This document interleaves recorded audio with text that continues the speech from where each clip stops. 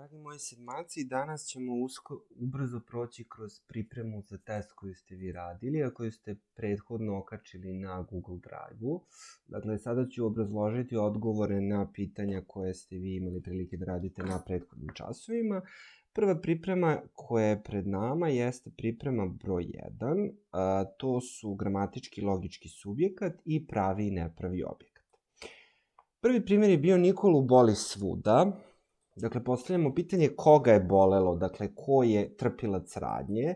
Ako je Nikola trpilac radnje, onda je to logički subjekat. Moja najbolja drugarica se zove Marija. Ko se zove kako, postavljamo pitanje. Dakle, moja najbolja drugarica se zove Marija. Ko se zove? To je gramatički subjekat. Ona se uplašila. Ko se uplašio? Dakle, ona je subjekat i to je gramatički. Nju je strah. Strah je koga? Aha, evo nam ga. Subjekat nju, ali je to logički subjekat jer trpi radnju. Zabolelo me je u kolenu. Zabolelo je nekog koga? Mene. Evo ga subjekat. Ja sam trpilac radnje i to je logički subjekat. Devojka sa trećeg sprata svakog dana ide u kupovinu. Ko ide svakog dana u kupovinu? Devojka sa trećeg sprata, to je subjekat i to je gramatički subjekat. Najteži zadaci su oni sa 3 zvezdice. Postavljamo pitanje u ovom zadatku, ko su najteži zadaci? Evo ga subjekat. Oni sa 3 zvezdice su najteži zadaci i to je opet gramatički subjekat. Brzo se nađe najlakše rešenje. Ko se brzo nađe? Dakle, najlakše rešenje. Moramo da vodimo računa o tome da svi atributi koji idu uz glavnu reč sintagme, dakle i sintagma vrši funkciju subjekta. Nikada nije bilo dovoljno para. Čega nije bilo? Dovoljno para. To nam je, naravno, logički subjekat. Moje drugarici je pozlilo na času. Kome je pozlilo? Pa ne drugarici, nego mojoj drugarici. I to je opet logički subjekat. Sledeće nedelje neće biti poslepodnevne nastave. Čega neće biti? Pa poslepodnevne nastave. Opet imamo jedan logički subjekat. Najveći uspeh postiže se ako si vredan. Šta ili ko se postiže? Pa najveći uspeh. To nam je logički, odnosno gramatički subjekat. Idemo dalje. Pravi nepravi objekat. Ovde je bilo zabluda. Svi su zaboravili na njega. Svi su zaboravili na koga, na šta.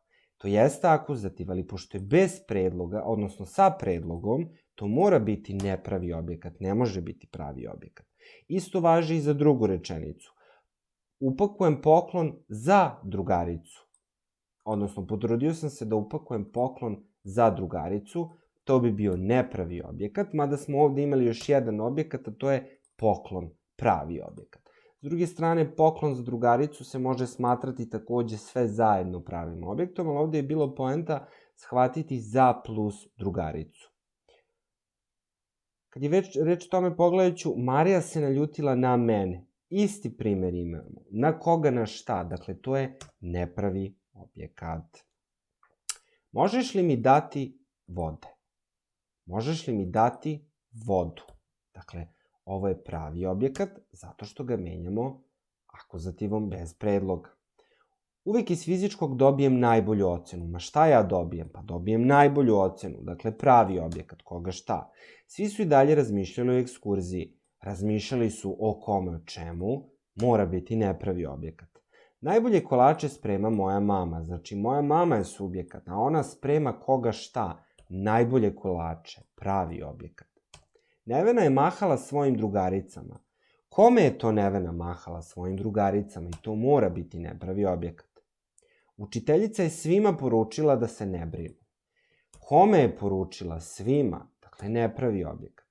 Mama me je poslala u prodavnicu. Ovo je priloška odredba za mesto. Gde me je poslala, odnosno kuda, ali koga je poslala? Evo ga, mene. Dakle, pravi objekat.